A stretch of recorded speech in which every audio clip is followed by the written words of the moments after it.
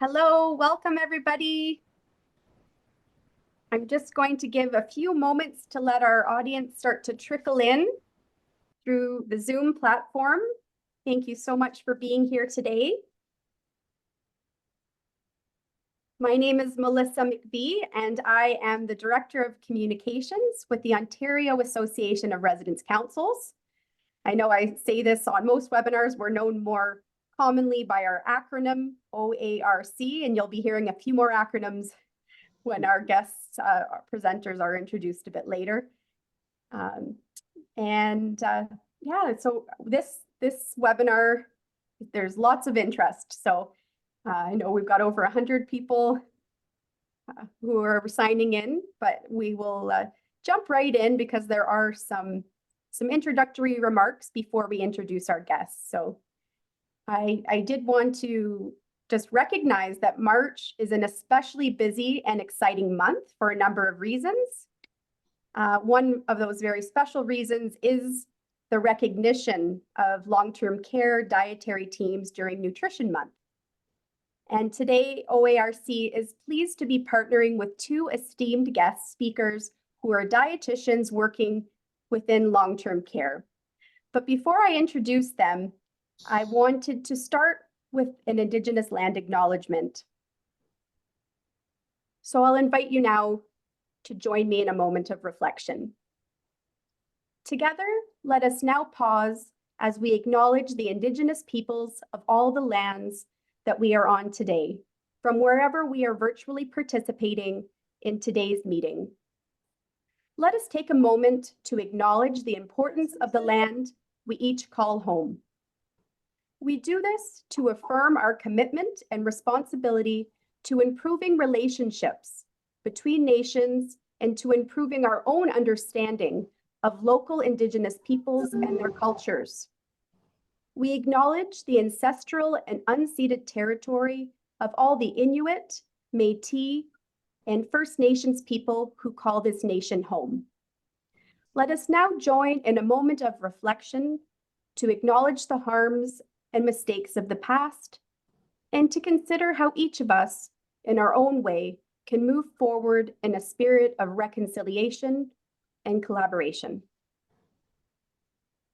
Thank you.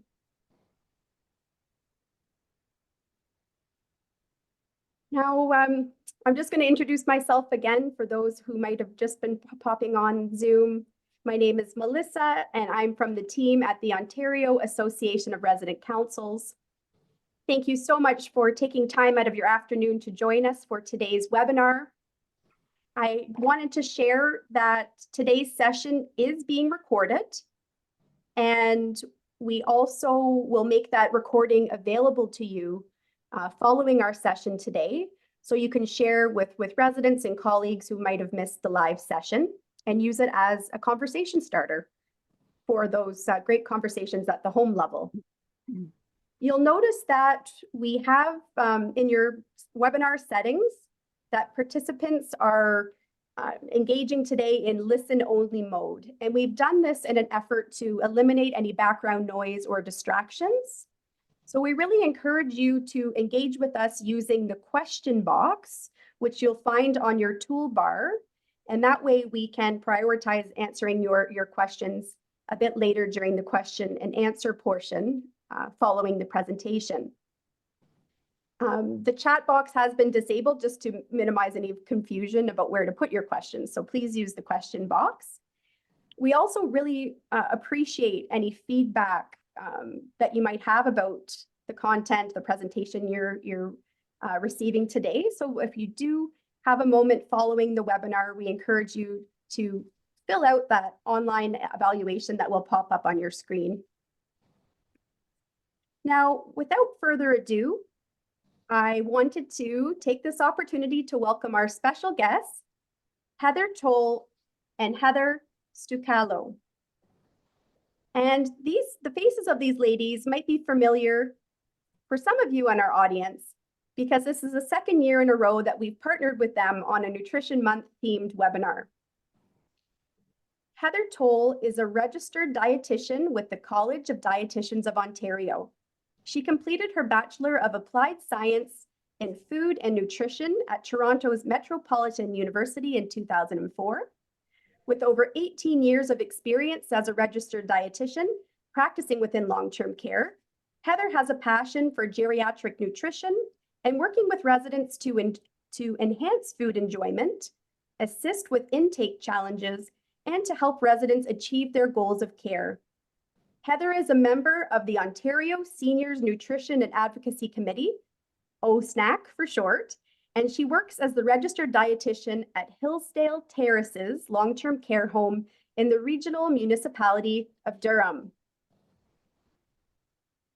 Heather Stucalo has a Bachelor of Applied Arts from Toronto Metropolitan University, and she completed her dietetic internship at the Ottawa Civic Hospital. She has worked in long-term care for over 26 years, both in corporate and clinical capacities. She has extensive knowledge in menu planning and the International Dysphagia Diet Standardization Initiative. There's another acronym there. Currently, she works for Complete Purchasing Services as registered dietitian on the culinary and menu support team. She has been volunteering with OSNAC and the Food and Nutrition Advisory Team, known as FNAT, since March of 2002. So we have two amazing experts in our midst who we're so grateful to have as our guest presenters. A little bit later, we'll be welcoming Stephen Wenskowski, one of our resident leaders, to join in some engaging conversation about our presentation and this hot topic of food and nutrition and how residents can influence change and be actively involved in their homes. So over to our guests. Thank you again for being here. Well, thanks a lot for that, Melissa, and thanks very much for the opportunity to present and discuss ways of creating connections and supporting collaborative change. I'm just a bit of a disclaimer.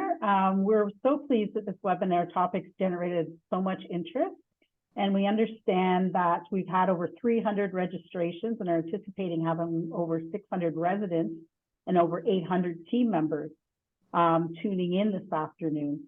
So thank you to those who took the time to share questions and areas of interest when you registered for our session. Today's webinar will be focusing on resident involvement and influence on menu planning and food services. So unfortunately, we won't have time to discuss the specifics of individual diets or how to safely prepare or administer different types of food. So with our time together, we're going to provide a brief introduction about who OSNAC is and our advocacy efforts with Ontario seniors. We are going to give an overview of food services in long-term care with a focus on the per diem food allowance, highlights of a few of the regulations that pertain to food service, and a review of menu planning basics and some strategies to work together to achieve pleasurable dining. We will then cover some ways in which residents can empower change within their teams through communication and quality improvement initiatives, including the long-term care homes, annual resident and family experience surveys, quality improvement committees, and residents council, as well as ways to influence change at the point of service. So next slide, please. So Heather and I represent the Ontario Seniors Nutrition and Advocacy Committee, which is also known as OSNAC. And our focus is on advocacy initiatives for seniors, nutrition, and food service. We are a group of 15 members with over 25 years of experience in the long-term care sector. We represent all levels of care, including corporate and frontline support staff from both private and not-for-profit sectors. Our purpose is to educate and advocate for quality nutrition care for seniors living in long-term care. We advocate by continually pushing forward to be at the decision-making table within the sector to share expertise and our experience, and to be the voice for nutrition managers and dietitians when decisions are being made that will impact the dietary department including staffing, clinical nutrition, menu planning, production, and meal and snack service. We continue to educate to build strong partnerships within the sector to support the government, Ministry of Long-Term Care, sector leaders, long-term care homes, residents, families, and frontline dietitians and nutrition managers. And we educate at all levels of care to support transparent, consistent approach to optimal nutritional care for the quality of life of seniors. So next slide. So our advocacy efforts have recently focused on continued advocating for more staffing resources within the food service department. And this includes advocating for increased support, time, and efforts to dietary roles, including not only the dietitian, but for the food service workers, the cooks, and the nutrition managers. And as well, supporting standardized food service on-the-job training and accessible education for newly hired staff as well as existing staff. We also advocate for changes to regulations and legislation to support optimal food service and nutrition care for long-term care homes, which includes appropriate funding for food service. Next slide, please. So before we can fully understand menu planning and long-term care and make feasible suggestions for improvements, it's important to understand some of the barriers that long-term care homes face. Challenges to consider when making suggestions for change can be the raw food cost or the per diem allowance per day per resident. So right now in Ontario, the raw food cost is $12.07 per day, so per resident per day. And this includes all the food and drinks that are provided for residents. But not only that, it also includes any special diet items such as gluten-free products, halal products. It includes any oral nutritional supplements or tube feeding formulas, and as well as any specialized texture modified products or thickened fluids. So things like minced puree, those type of products are also included in that budget. As well, what is not listed there is it also includes any second helpings, double portions, public health samples that need to be taken, any food used by activation. So there's a whole realm of things that's included in that envelope. It's important to note, though, that this funding is allocated for raw food and it's not used, and it's not to be used for any other budget lines. So raw food cost surplus cannot be used to offset other areas that might have deficits. So there's no incentive to save money relating to the food funding. Other considerations when looking for food services in long-term care include there's challenges obtaining and retaining staff in many of the sectors in long-term care. And since the pandemic, this has been more so difficult. Infection control practices are increasingly important to consider and may impact some of the decisions that are made when it comes to food service practices. Product shortages and rising food costs. We've seen a lot of that since the pandemic due to supply chain shortages. Resources amongst long-term care homes are likely to vary, and homes will have varying priorities depending on their strategic initiatives, commitment, satisfaction survey results, Ministry of Long-Term Care action plans, etc. Okay, next slide, please. So I'm just going to start and go over some of the highlights of the long-term care legislation pertaining to Ontario. So, and pertaining to the Fixing the Long-Term Care Act of 2021. So in Ontario, all long-term care homes shall ensure that residents are offered a minimum of 3 meals daily, a between meal beverage in the morning and afternoon, and a beverage in the evening after dinner, and a snack in the afternoon and evening. This outlines what homes are to be offered on a minimum, but homes can choose to add more options if they wish. So for example, snacks are not required to be offered mid-morning, but if the home chooses, then they can do that. There's no obligation. I mean, there's no reason they can't have that if that's what's decided on by the home, but there's no obligation that they have to do that. There is, however, expectations that residents are able to request foods at times that they prefer. So again, using the morning snack example, if a resident prefers to have a snack in the morning, then that certainly should be offered mid-morning, and the dietary department can arrange for a snack to come up for a particular resident in the morning if that's for what they wish, and it meets their preferences that way. So next slide, please.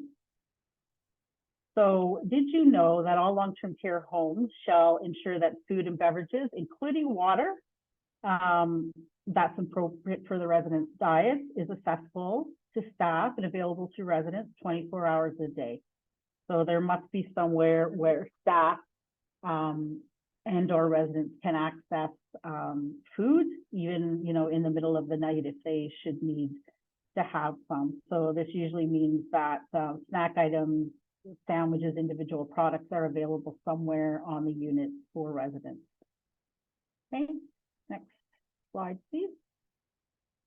So now we're going to look a little bit about some of the legislation pertaining to menu planning. So the long-term care home shall ensure that the home's menu cycle is a minimum of 21 days or 3 weeks in duration. Some homes do have menus at 4 weeks and 5 weeks, and that's decided on by the particular home, but it has to be at least 3 weeks. It needs to include menus for the regular, therapeutic, and texture-modified diets for both meals and snacks. And it needs to include a choice of beverages at all meals and snacks. It needs to include a minimum of 1 entree and side dish at all 3 meals, and dessert at lunch and dinner. And it should include a choice of other available entrees and side dishes at all meals, and a choice of other desserts at lunch and dinner to meet the residents' specific needs, food preferences, and cultural considerations. I just want to add here, though, that there are also, this can be done, like by adding choice, can be done by either having the traditional 2-choice menu, which most homes have been used to up until the new legislation, or some homes now are offering 1-choice menus with an added a la carte side, which would offer the additional choices for residents. So the homes can kind of decide based on resident preference and what works for their home, whether they would want to offer a 2-choice or a 1-choice menu. And the same, the menu must also include a choice of snacks in the afternoon and the evening. Now, homes must also provide a variety of foods every day, and this would be including fresh produce and local foods in season. That being said, the definition for a variety of foods is not specifically defined in the regulations.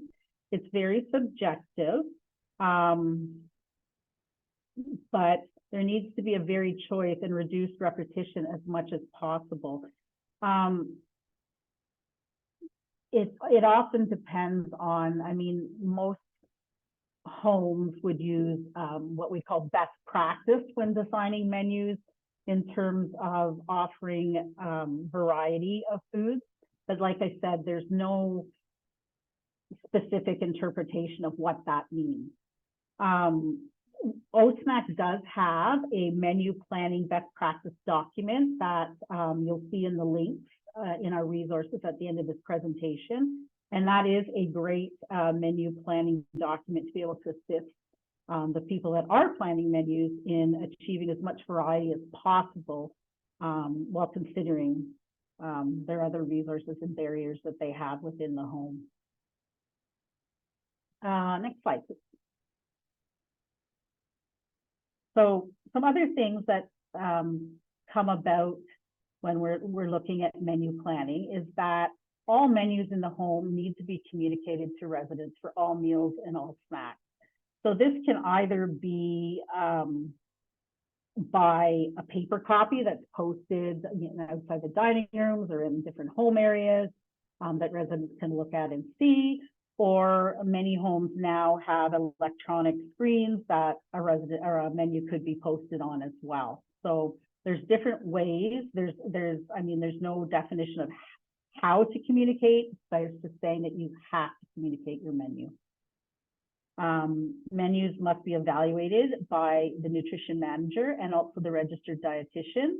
And the registered dietitian needs to sign off on that menu and ensure that it's meeting nutritional requirements of the resident population that you're dealing with. And we no longer use Canada's Food Guide as that sign off, it used to be, but now it's totally based on the dietary reference intakes or the DRIs. So it must meet the DRIs for the specific population that you're working with. Menus need to be reviewed by the resident council for the home. So anytime that there's a new menu cycle, that should be taken to the residence council and be approved by them. And when you're planning the menu, you need to consider residents' preferences. And this can be reported or documented preferences. Waste and popularity audits are a great way to do this to help assist in determining residents' preferences. And as well as just, talking to residents in the dining room and gaining more information that way is another great way to find areas or items that might need further review on the menu. So I am going to turn it over to Heather now, and she's gonna do the second half this week. Okay, thank you so much, Heather. Next slide, please. So now we're going to switch gears a little bit. Thank you so much for that highlight of the overview of the regulations. That's helpful for us to understand kind of what we're mandated to do and then kind of where we can build on that. So we're going to talk more about how we can collaborate with our teams and some ways that we can look at improving food services in our homes together. So this slide is entitled Working Together to Create a Pleasurable Dining Experience. We all know that food and mealtime interactions are a really important part of residents' days. Pleasurable dining and menu enjoyment, including the food on the plate, the way it tastes, the way, the smells are, how things sound, the actual environment itself can really impact residents' quality of life as well as their social and physical well-being. So we want to figure out ways to prioritize how residents can have influence over their menu choices and their dining experience. This ultimately can help promote autonomy. It positively contributes to meal satisfaction, and it potentially improves overall nutrition outcomes, which is obviously a bonus if we can help to encourage people to eat and drink from a nutrition perspective as well. So ongoing collaboration is something that we found that is one of the key things here. Looking at collaboration with all of our team members and our residents and families. So trying to find ways that we can provide feedback from a more population-based level all the way down to more of an individualized level can be very challenging, but we're hoping to provide you with some suggestions today. Okay, next slide, please. So we're going to start by looking at ways that we can collaborate on more of a kind of a generalized level, trying to identify those higher level themes or areas of service that we might want to tackle, looking at it more from a population-based level. So one of the ways that residents can share their feedback related to mealtime experience is through the resident experience or satisfaction survey. These surveys are conducted annually in long-term care homes. And we encourage all residents, when they are able, to participate whenever possible. The results of these surveys do go to Residents Council, and Council should really have an opportunity to provide input and help to consider what would be identified as a priority that comes out of these particular surveys. So these surveys often help to identify the themes, so those larger scale kind of population-based issues that might be happening within the long-term care home. And they can identify themes within food services itself, as there are questions on there that related to food services and dining. So, for example, there might be a question or a theme that comes up related to noise in the dining rooms. At that point, we're not going to have a lot of information about what that actually means, but having that dialogue with our residents council about whether or not this is something that they also feel is an issue, and then diving deeper into that about what types of noise, how often is this noise happening? Is there noise that we can't change? Is there something we do have control over? So trying to take that theme and then working together to try to achieve an actual tangible action items and clearer direction. And the key would be having residents council participate and allowing them the voice to help choose those priorities is really important. They can really help shed some light on what they're experiencing in the dining and food service realm. Okay. Next slide, please. So in addition to the resident satisfaction surveys that we're doing, or the experience surveys, it is also outlined in the Fixing Long-Term Care Act that we have a quality improvement, continuous quality improvement committees. So we don't have a lot of time to go into too much detail about what these committees involve, but we'd like to share with you kind of an overview. So the regulations do outline who should be attending at minimum these continuous quality improvement committee meetings. Some of those that we want to highlight to you is the fact that it is an interdisciplinary committee. Program leads within the home are supposed to be attending these committee meetings. The registered dietitian also is mandated to attend, along with at least one member of Residents Council. We would strongly encourage you to encourage other members of Residents Council to attend, but it is mandated that at least one resident be present. Some of the responsibilities for this committee include monitoring and reporting on overall quality and care of services, identifying and making recommendations regarding priority areas for quality improvement, and then providing a quality improvement report. Because there are going to be program leads that are involved in food services and dining, as well as the registered dietitian, it is potentially an opportunity for collaboration because residents will be involved. It is also an opportunity for residents to share their feedback about quality improvement initiatives that they may want to highlight, and that would include those that are involved in meal service and dining. So again, looking at some of those gaps that could be identified in service, or some areas that they feel that the quality could improve, this might be a good opportunity for residents to share their experiences. Okay, next slide, please.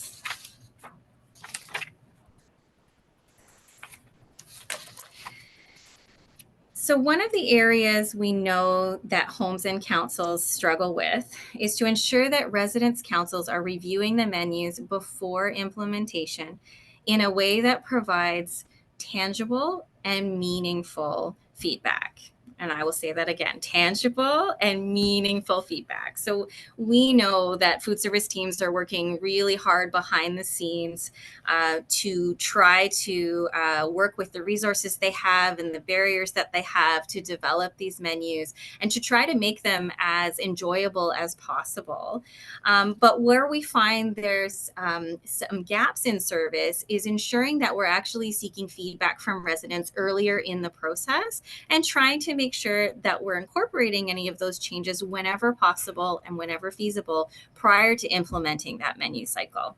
So residents council can work collaboratively with food services departments. They can agree upon a process that might actually work for them for reviewing the menus. So we would encourage food service teams to actually seek out advice from residents councils to find out, how would you like to review these menus in advance? How far in advance could we potentially share it with you that's feasible? And is that enough time? What could we do to actually prepare them so that they have the information they need to make decisions about prior to reviewing or signing off, as we would say, on that menu. This is also a great way for food service departments to try to build some capacity for the residents that do attend a residents council. It helps residents understand how menus are actually created. How does the menu planning process work? What kinds of substitutions are possible? Kind of providing that information to council so that they have an understanding of what it might be that they can suggest and what might be feasible at that time. Looking at different items that are typically substituted for nutrition, or is there a product vendor issue, or is there production constraints that we need to be honest about and say we're working towards one thing, but we might not be there yet. It's a great way to provide some education on where we're at and maybe get some feedback on where we would like to be. I think that, one of the areas that we hear about too is this transparency piece. So residents don't know what they don't know, just as team members don't know what we don't know. So if we work together to try to achieve that transparency and that communication, trying to close that feedback loop, then we all feel like we're a little bit more included. And I think when we have a better understanding of how things work, so if we're thinking from a resident perspective, a resident has a better understanding of how we have to do certain things, but where we can be flexible, that really allows us to have some fulsome conversations about what changes can actually occur. So we would strongly encourage food service teams to connect with councils and see what would work best for them, providing that menu feedback. It's also a great opportunity for collaborating on different events, different taste testing events within the home or a smaller scale, but working with councils to promote something like that, to receive feedback on either new items or new recipes, trying to get kind of just more ways that you can receive more of that resident feedback. And that's where we're trying to hone in on, trying to get a sense of what a larger group would want that's living in the home. It can also help food service teams provide education about how things work. So you may be hearing that residents don't quite understand how the nourishment pass works or how certain processes are. So you can take some time to explain how it works. Who prepares the nourishment cart? Who orders the items? Who delivers it? What are we required to do with regards to documentation and so on, just so they have a better understanding about the staff responsibilities and which departments might be involved and how the process may be a little bit more complicated when that's explained. Okay. So we would again encourage you to reach out to your councils and seek that feedback because it is essential that residents councils have involvement in the menu planning process as well as dining. Next slide, please.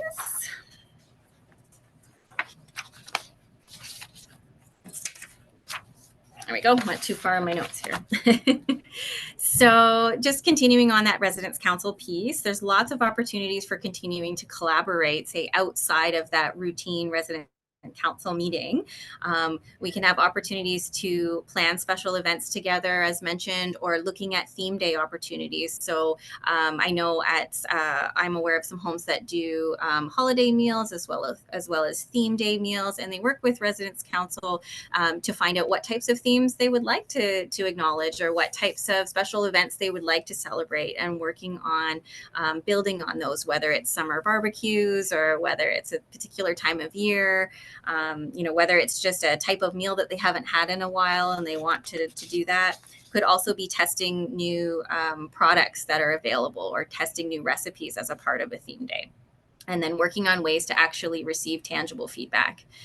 We could do some team member appreciation together. So highlighting different members of the food service teams or a council and working together to celebrate each other. We can consider, as mentioned, like cultural or spiritual celebrations and work on that collaboratively. We can look at something for Nutrition Month, as every March that comes around, we can look at doing something at that time, as well as Residence Council Week. We could look at having a dining room ambassador program. So we don't have a lot of time to go into too much detail, and this can morph into something specific to each individual home. But residents can participate in a dining room ambassador program by being a representative of council, but also being a point person within that home area or that neighborhood, where they may receive that dining room feedback, whether it's about pleasurable dining or meal items specifically, or about meal service processes. And that can be shared back to either your food committees, which we'll talk about in a moment, or that could be shared right up to council, however the residents in the home preferred. But looking at a program like that can be a positive change to enhance communication and obtaining feedback. And then you can also look at a comment card program. Again, that could tie in with your dining room ambassadors. Comment cards can be a little bit more challenging because it's actually physically written. So it is something that you might need to do more planning for.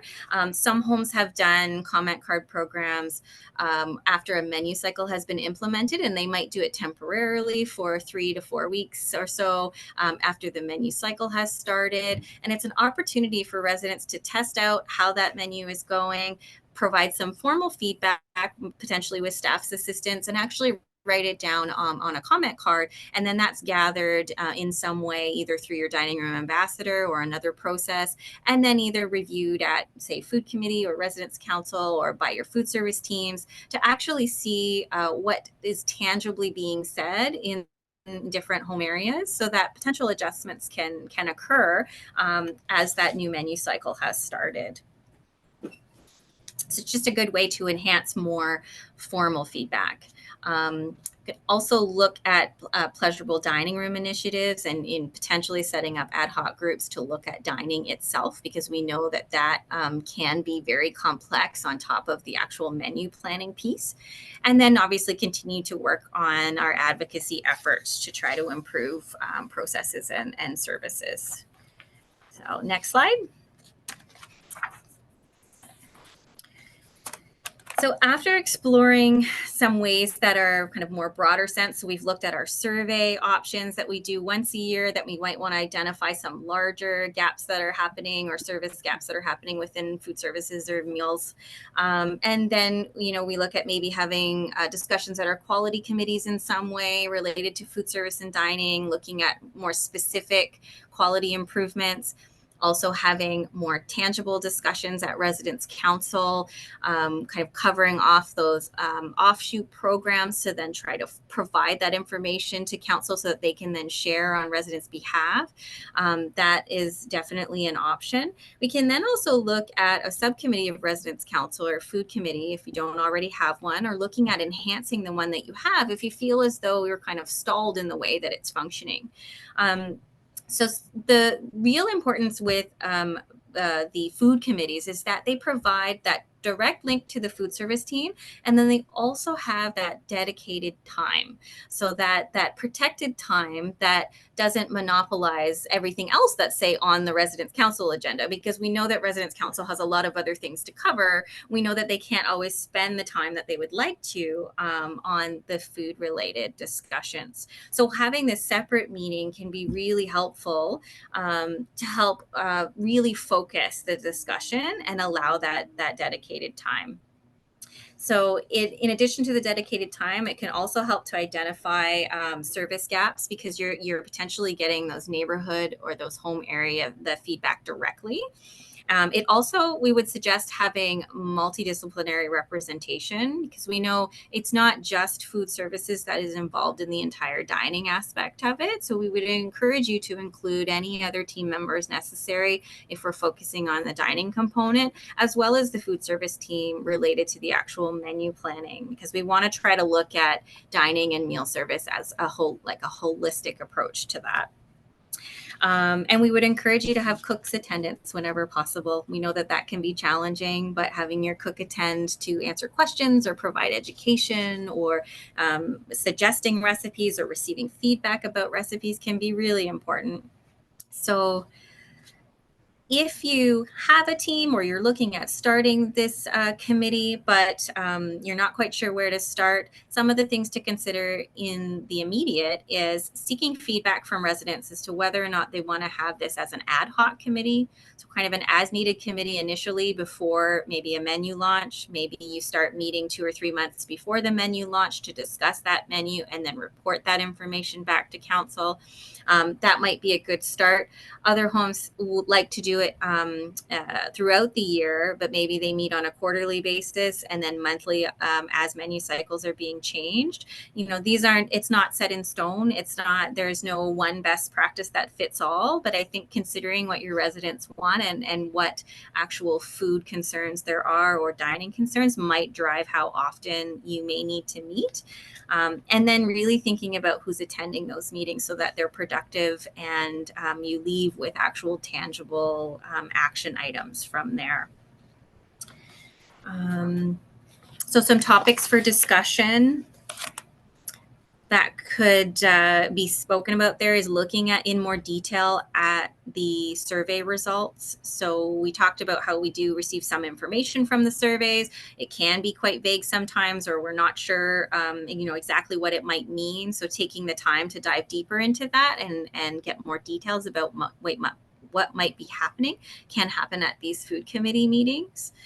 We can look at our dining room audits. You know, if we're doing audits of the dining room or the nourishment cart, we can take some time to review that at these meetings and have resident input into what's going on, and then have resident input into what suggestions might be for change, and then looking at how we can address that on a more collaborative basis. We can review the dining room comment cards at our food committee meetings, as I mentioned, if you happen to have those. If you're having your cook attend, you can have that specific recipe discussion. You can even look at collaborating with your recreation or activation teams about developing programs around the recipes. We've had homes that have looked at residents and families sharing personal recipes that they've had that have been passed down from generation to generation, sharing that in a cookbook. But then maybe the food service team is able to actually take a few of those recipes and incorporate them onto the menu cycle. So looking at how you can make that menu a little bit more personal at times to better reflect the residents that you're serving. Some things to consider as well is the location of your meetings. So it might be feasible to have one location. It might also make sense to rotate locations depending on accessibility of residents or who might want to attend but maybe can't attend all of the time. We want to try to consider that. We want to look at how we advertise for these meetings as well. Maybe we can put these meetings in our newsletter. Maybe we can advertise them on our recreation calendars, and we can partner with our recreation staff to offer some other programming around the same time so that we generate more interest and discussion. Okay, and then we would strongly consider that you have these meetings discussed at residence council. So all of the action items kind of flow up to council so that they understand what's going on, and they can also have the opportunity to provide feedback. So whether that's looking at a standing agenda item and so on, but speaking with your resident council presidents and representatives about how they would like that information to be shared would be really important as well. So the key here is that kind of transparency piece and that communication piece. And sometimes those feel very lofty. We know that that can be difficult to remember to communicate things or to make sure that we're celebrating our successes as a food service team. We want residents to know what we're working on behind the scenes. We want residents to be involved in that, and making sure we're trying to find ways to close that communication loop, so that we all feel like we're involved in that discussion and we all feel like we know kind of what's happening within the home. Really helps to improve that relationship between the food service team and the residents. And that really helps residents, in my experience anyways, to see that we want to evoke change whenever we're capable of doing that, and we're willing to hear, we're willing to listen. So that's kind of a really important part of establishing those relationships. Okay, next slide, please. All right, so this is the last slide here. So we're going to talk about point of service discussions. So we've talked about that larger scale feedback, and then we're kind of working it down to more of our food committees. We can also get some great information at the point of service. So these point of service discussions are sometimes kind of thrown at us at times, or, you know, we might share information and we're not really sure where that goes. So we would encourage you to look at how your point of service discussions are taking place. So we want to create a culture where residents feel like they can share how they're feeling about the meal they're actually eating and about the experience they're having in the moment. It can be difficult to try to track that or kind of understand what to do with that information. So we would encourage you to talk about that and what that might look like in your homes, and residents share how you're feeling, and see if you can come up with a way that you are communicating this to your food service teams. But we don't want people to wait in many senses. We don't want them to wait if they're unhappy with the service that they're being provided. So try to figure out a way that we can achieve that is really important. One of the things that we can do is we can have cooks do meal rounds in addition to our food service managers or supervisors, and we can have those casual conversations, not just going up to make sure that the food is ready and prepared correctly, but also having those casual conversations with residents and seeing how things are going, if we're not already doing that. If residents are expressing their individual preferences, trying to make sure we're capturing that. Do our staff know how to make sure that's captured in their care plan? Is there a referral needed to the dietitian? Is the nutrition manager need to be informed? You know, making sure we can get that information from one place to the next is very important. So educating our staff on how we do that. If there's any unexpected menu changes, we know this happens, but we do want to make sure that we're communicating those changes to the residents so that there's no surprises. So making sure they know when we weren't able to source an item, so we've had to change a menu. So that's okay, but making sure we tell them that, making sure we're communicating that. And empowering our food service workers can also be important to do. Making sure that they are aware of how to share their feedback that they're receiving within their home areas. An example of that is maybe doing huddles. Some homes do huddles once a week where they get the food service workers together and they talk about what's going on. It's also an opportunity to educate them for a few minutes on some new initiatives within the home, and then also allows them to share feedback about what they're hearing within their home area. They're quick, they don't take too long, but they're a way to get together and communicate so that the information from the dining rooms is actually getting to the food service manager or the dietitian or whoever that needs to go to. Okay, so next slide. So that concludes our review and suggestions for empowerment to support more transparency and collaboration to help understand and advance menu planning and pleasurable dining. I'm going to turn it over to Melissa to see if we have any questions that we could potentially address. There are lots of amazing questions coming in through the chat, and I did want to also acknowledge that we received an overwhelming amount of feedback through the registration process. Some of the areas of interest were a little bit out of scope, so but that helps us with planning for future webinars to build on this important foundation.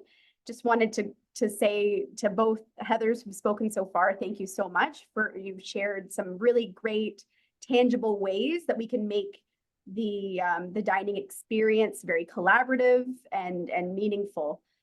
So I actually wanted to, I think I'm going to stop sharing my screen just so faces can be seen a little easier for our audience. But whenever we have discussion panels as part of a webinar, we always want the resident voice to shine through and to be the loudest. And this is not any reflection on who we chose as our resident collaborator today, but we are so thrilled to have Stephen Wenzowski, one of our resident advisors from OARC's Resident Expert Advisor and Leaders Group, our REAL group.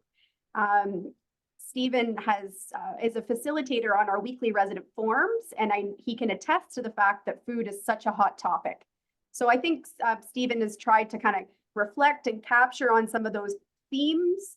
And I'm certainly curious to hear, coming out of our presentation, if there's anything that you'd like to highlight or a question that you'd like to ask our speakers to kind of kick things off. You're muted, Stephen, so I think I might have to invite you to unmute on my end, but let me. There, I'm done. Thank you, Stephen. The big question on resident forums is overcooked vegetables. And my question to your guests here are overcooked vegetables, do they have any nutritional value? Or should I be drinking the water from the pot? Thank you, Stephen. I appreciate that. Heather, jump in at any time. Yeah. But I mean, I would say that overcooked vegetables, depending on how they're cooked, may lose some nutritional value, because as soon as you start changing anything, the nutritional value may be adjusted a little bit. That doesn't mean that it's not nutritious. If they're boiled, there is a possibility of obviously some vitamins being leached into the water. If they're steamed, that's actually a good way to cook vegetables. Overcooked vegetables themselves still contain nutrients and fiber, so we would strongly encourage people to still have them. If it's a preference issue, like if the texture is the issue, and it's not something that you require from a chewing and swallowing perspective, we would encourage you to talk about that at whatever forum you can, whether it's your food committee or councils or directly to your food service teams, about maybe looking at how the regular textured vegetables are prepared and whether or not there's some quality-based issues with that. Are they sitting a little bit too long? Are they being cooked on a cycle that's a bit too long? You know, that's something that food service teams can have a look at.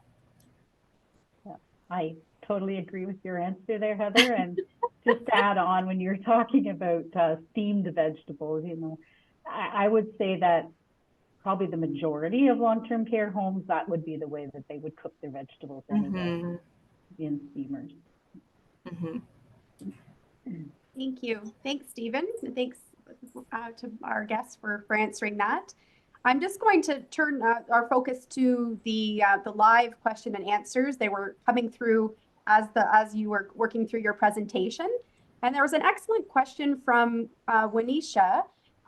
Their home have moved to the digital posting of menus, and that they've kept the paper copies posted to make sure that they are still readable, accessible to residents. Is there any regulation or guidance that works or is working towards kind of the readability aspect? Our logo or our slogan at OARC is always ask a resident. Exactly. But I wonder if you had any guidance on that. Yeah, as far as I know, and Heather, you tell me from your perspective, but as far as I know, there's no like specific guidelines other than saying you must communicate your menu. How the home does that is up to the home.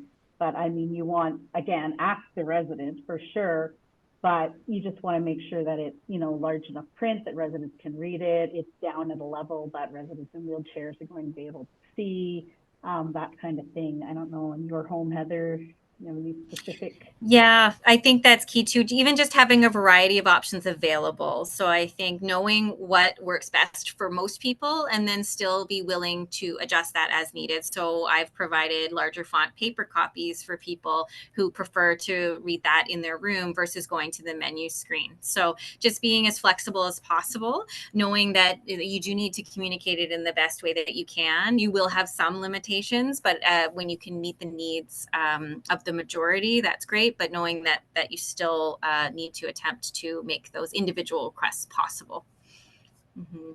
Thank you. We have the electronic menu boards as well, and there's some great things about them, and there are also some challenges too. So. For sure, for sure. I think you sparked lots of interest from our audience when talking about the food committee. And many homes, I know they do the menu review for approval at food committee. So I guess the homes are wondering, is that enough? Because you need to have the resident council approval. So what's maybe the best recommended promising practice on how to do that? How to do that? Yes. So it can be challenging. You know, we're not suggesting that these things are all going to be easy, but I think working together to achieve something is fantastic, and making steps forward is all, you know, that we would suggest you strive for. In the regulations, the residence council needs to review the menu. So technically, it does not say that they have to approve the menu. However, they are the people who are going to be eating the menu. So we do want to make sure that the food is nutritious, safe, and enjoyable. But in order to do that, you could argue that you can't just have someone review it for a few minutes and then say that it's acceptable. So we have best practice documents through OSNAC that you can review on our website, which talks about menu planning in general, which is a great start for trying to make sure there's enough variety and choice, and making sure that it's also of nutritional value. But the key component is figuring out what works well to communicate to your residents with how you can receive the best feedback to ensure that they actually want to eat the menu that you're serving. So I think homes often do a great job at prepping the menu behind the scenes. They don't always know how to share that information with the residents. And then they also don't necessarily have put in maybe the same amount of effort to actually receive the feedback from the residents, because they may not know where to start. So we're hoping that today's presentation is giving you some ideas of how you could start to generate that feedback. You're not always going to receive feedback from a large portion of the population, but receiving it from as large as possible would be what we would encourage. And then residents being empowered and knowing how to share that feedback, I think, is important too. Does that answer the question there, Melissa? I think so. I worked with a food committee. We had a pleasurable dining committee that met about 2 or 3 weeks before resident council. So we'd be able to capture some action items and what was discussed there and share it, and even have those minutes attached to the resident council, and someone would report it. Yes. Kind of give those updates. So you're kind of covering all your bases by sharing it again. Sharing it again, yes. And I think some people like to review or read that menu in their leisure time, you know, a few weeks maybe before a meeting. So that's something to ask. Do residents want to take some time to actually look at it, to then come with some actual feedback to the meeting, rather than just maybe being shown the menu initially and saying, you know, do you like this or not? They really don't have enough time to dive deeper into it. So looking at how you could provide those opportunities. Some people will just share changes to the menu, and some residents councils are okay with that, in a sense that they know, okay, the base menu is still the same, but these are the kind of changes that we're looking at. What are some promising practices? What are some new recipes that you're looking at? And then getting feedback on those. That could be where you start, and then you build on that from there. That's great. Thank you. Stephen, maybe we'll circle back to you. Do you have another kind of question that you'd heard through resident forums that you'd like to? I think one of the questions is sometimes the menu offered is not what I've learned to expect. I can think of one like, what's the difference between an omelet and frittata? You know? Yeah. Yeah. I think that's where, you know, that might be, if the cooking process is different, maybe from how it's presented, that might be, you know, questions to your home specifically. But I think that whatever we're portraying on our menu, we should be as honest as possible. So if we're calling it something, it should reflect what it is. And, you know, we want to try to avoid misleading anyone. If it's very similar to another entree, we would never want to give it another name, you know, those kind of things. Not suggesting anyone does that, but that's just where we would want to be very transparent with what item we are providing when we call it that on the menu. And then you can always ask what the recipes are, if you can connect with your food service team and, ask to see those recipes or ask to participate in recipe development. You can create a small group that gets together and provides that kind of feedback. And then for those of you that are working with menus that are created more corporately, that's something that maybe you can funnel up to your corporate people that are working on these things to consider in future, as well as when it comes down from the corporate level, ensuring that you're making sure that that corporate menu, that base menu actually works with the population that you're serving, knowing that you can make some changes as long as it's meeting your other regulations and resource management, and your dietitian does sign off on that. Does that answer your question, Stephen? Yeah. Yeah, just I've suggested to our food manager many times, go to a restaurant, order this dish, and you'll see the difference between what you're offering and what I get at a restaurant.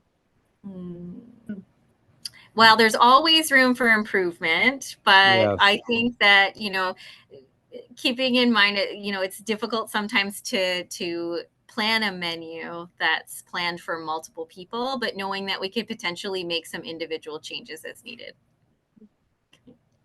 Now, I have noticed that we've hit the 3 o'clock mark, and I just wanted to know if we're okay to maybe extend our time by another 5 or 10 minutes just to just to try to get through 1 or 2 more questions and share the resources slide that you had.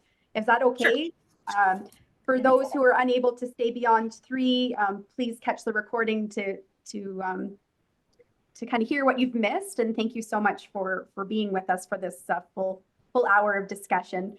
I was thinking about Stephen's question, and one of the questions in the chat was about, is there still an expectation or a requirement to have show plates? Because sometimes if the words or the food description on the wall doesn't match, sometimes residents seeing a show plate or an example might help to make a decision. Yeah. I'm not sure if that's still the case to have a show plate. Yeah. I believe, go ahead, Heather, you can, you touch on this. I was just gonna say that I don't believe that show plates was ever a legislation.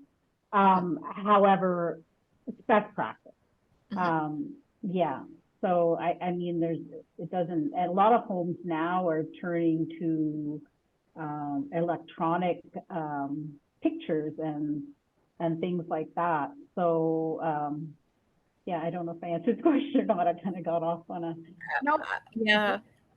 I can concur with that. So we would consider show plates best practice. So they've never really been regulated, but it's a way of being more accessible for those that maybe can't hear the choice.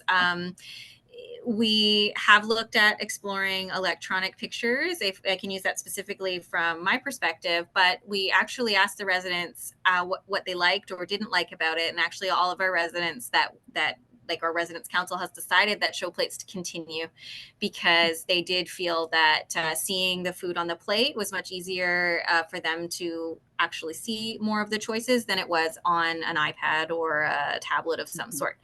So we've actually petitioned to avoid doing the electronic photos and stick with the show plates, at least for now. Yeah. And I find sometimes that the show plates, just my perspective, but when it comes to some of the texture modified products, aren't really realistic as to what the resident would be receiving, right? So they see this beautiful show plate, but then they're getting that pureed or mint. So it's not a complete representation. Yeah. So sometimes there's things you can do for that too, or even use the electronic component potentially for that to help shed some light on what that might look like as well. Yeah. Trying to consider everyone's needs is really important, but then coming up with a process that works the best possible, I think is ideal. Thank you. I've got another question that's come from residents, and I know this is a question or a theme that we've seen through our weekly resident forums, and it's about portion sizes. The question is, are the portion sizes on the menu based on Canada's Food Guide or the DRIs that you mentioned, or both? How can we avoid waste when many are overwhelmed with the amount of food on their plate? I can answer some of this, Heather. Sure. So we used to be governed by Canada's Food Guide, And that actually, in my opinion, generated quite a bit of waste, because a lot of the times I found that the Canada's Food Guide portions that they're suggesting for the seniors is way too much. Now we only have to ensure that the menu meets DRI for the population that we're dealing with. So that's opened up a lot for, like, in terms of menu planning from my perspective. For example, I don't know, if you're serving a stew, say, with a lot of vegetables in that stew, before we would have to do the stew plus all the vegetables in the stew, plus we'd have to have a side of vegetables on there as well. But now that's not necessary if, you know, we feel that that's too much food for a resident. As long as it's meeting those DRI, we're good. So yeah, there's no, you want to make sure that the plate's looking good, that it looks like, you know, there's enough food on the plate, but the portion sizes are not as relevant, I guess, as they used to be. Yeah, you can add to that. I completely agree. And then the portion sizes that are outlined on the therapeutic menus that the food service workers will be using do reflect the DRIs for the base menu. Yeah. But any capable resident is allowed to say that they don't like that size portion. You know, the base menu would meet needs on a population-based level. But if someone is capable of saying, I would like a smaller portion, they are allowed to ask for a smaller portion. And if that's something that you want routinely, if that's something where you say, I always want, you know, half portions at lunch, I will never eat any more of that, and I'm capable of deciding that for myself, then you can say that, and that can be care planned so that the portion sizes change automatically. Or you can change from day to day. You could say you want a larger portion one day and you want a smaller portion the next, but there's no requirement to serve what's on the base menu automatically if a resident is capable of asking for something smaller or larger. That's helpful. Thank you. Stephen? I find our portion size here are based on the size of the ice cream scoop. They should have different scoop sizes, but they yeah, do, they too. too. Well, I mean, I guess that's possible. But again, like, you're capable of saying, you know, I don't want mashed potatoes today, or I only want a half serving of mashed potatoes. Technically, like, you know, because you're capable of deciding that, I would say that that should be followed unless there's other rules in place that I'm not aware of. As for waste, you know, we should be routinely doing waste audits as a food service department to determine if certain items maybe aren't enjoyed as much. That can help with menu planning and maybe removing or changing an item. I know from my experience, we've had some experience with donations. So obviously not food that's been served, but any food that's left over, we can look at partnering with our community partners and donating surplus food, obviously with proper policies and procedures in place, but that is something that could be explored. Speaking of that, I just, at the food committee meeting yesterday, I asked, do they do an audit on the food waste on what comes back from snacks? And she couldn't answer that, so I'm waiting to hear an answer. Okay, that's a good question to ask. And, you know, maybe snacks aren't always a priority, but if you're finding that certain snacks aren't enjoyed, that's something that can be done. You know, we can explore what snacks might be coming back and if there's any changes that residents might prefer or want to see. And then that's something that the home could consider. Thank you so much. I know we've stayed on an extra 10, and based on the engagement in the Q&A, I feel like we can go for another hour. Yeah. So we will endeavor to kind of collect some of those questions that we didn't get to. And I know we're working in partnership with the OSNAC team to maybe have some kind of fact sheet or conversation starter sheet that could be shared with resident councils to keep the conversation going. So we wanted to take this opportunity to say Happy Nutrition Month before signing off. I'm not sure, did Heather wanted to yes. add? Sure. Sure. Yes. No, we were just wanted to highlight that it was Nutrition Month, and it might be a good opportunity to get to know your food service workers or create an event, share some recipes and so on. Maybe try out some of the things that we've suggested today. We encourage you to feel empowered after this presentation. You can go to the next slide. We do have some resources that are available. We've mentioned a few times that you can visit the OSNAC website. We do have a variety of best practices, one pertaining to menu planning. There's other clinical and other procedural-based best practices that we would encourage you to check out.